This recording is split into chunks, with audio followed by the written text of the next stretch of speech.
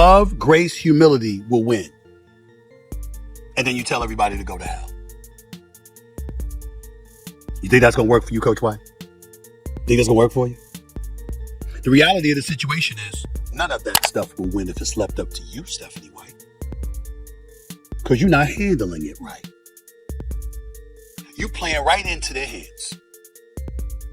Right into their hands.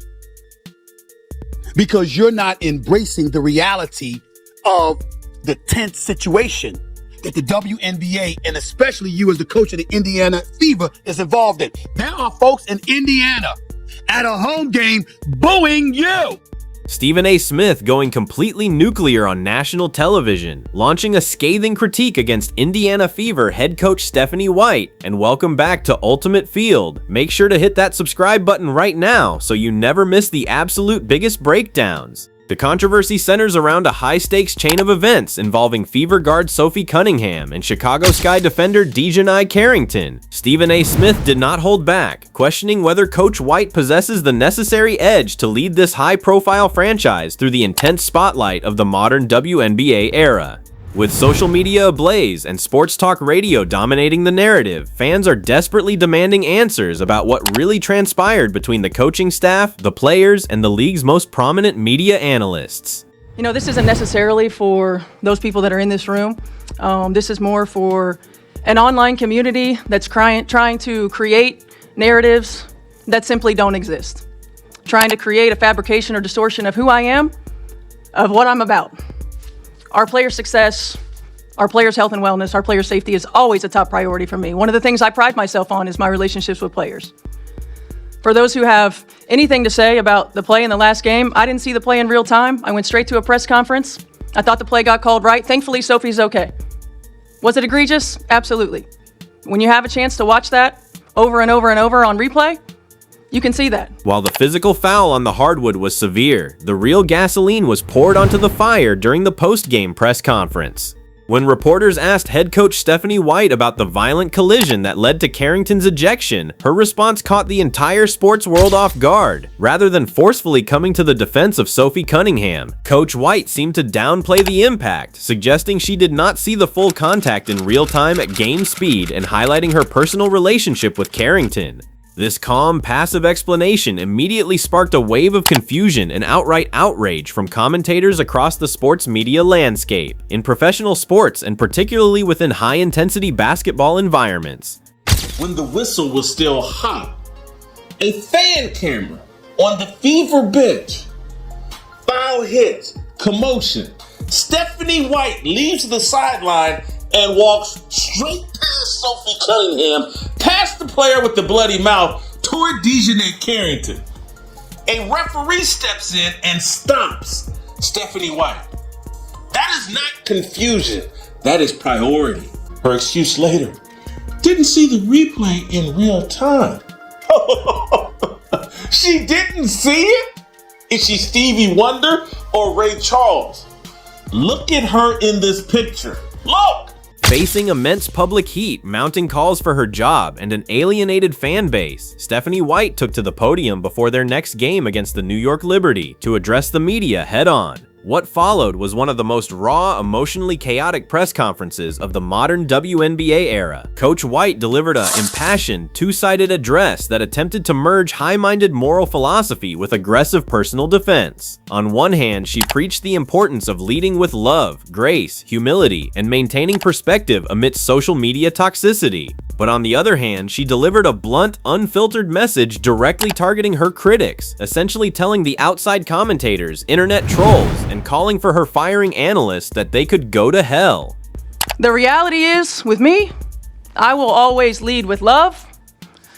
I will always lead with grace. I will always lead with humility.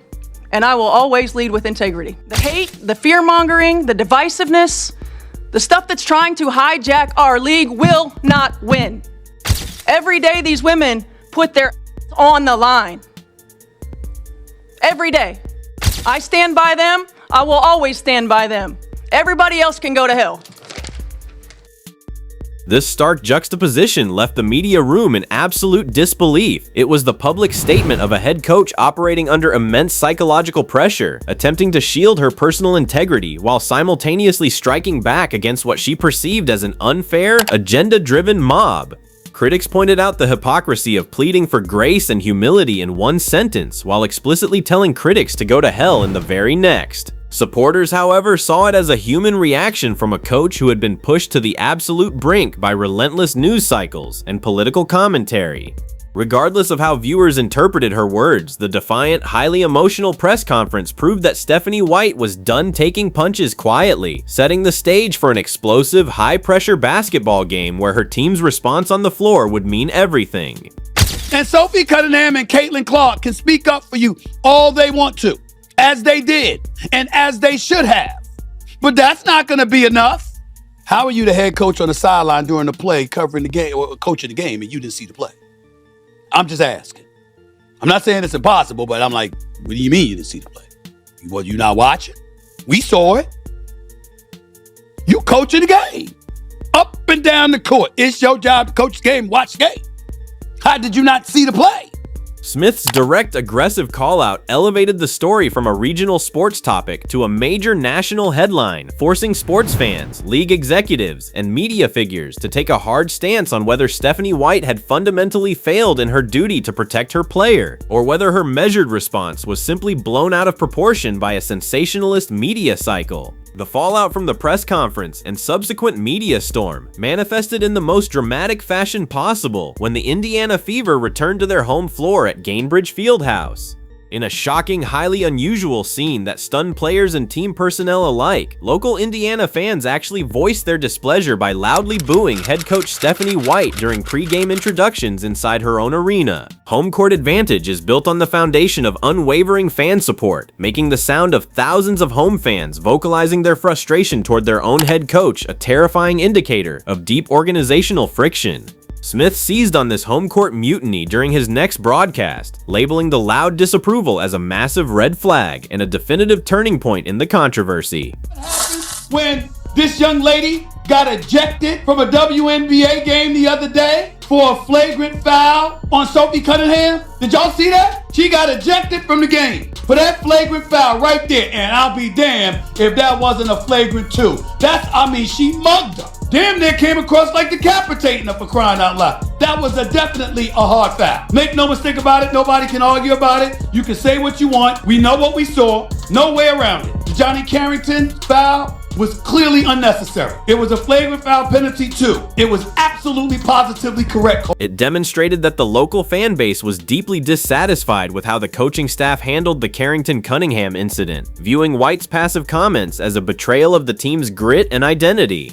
The situation quickly transcended standard sports talk as political commentators, state officials, and local sports personalities chimed in on the growing rift between the head coach and the Indiana community. To see a home crowd turn its back on a head coach over a matter of player protection underscored just how deeply invested this fan base is in the culture and toughness of its roster. The echoing boos inside Gainbridge Fieldhouse made it crystal clear that Stephanie White was no longer just dealing with outside media noise. She was fighting a high-stakes battle to regain the hearts, trust, and backing of her own local community. He's the dumbest coach I've ever seen. Love, grace, humility, integrity.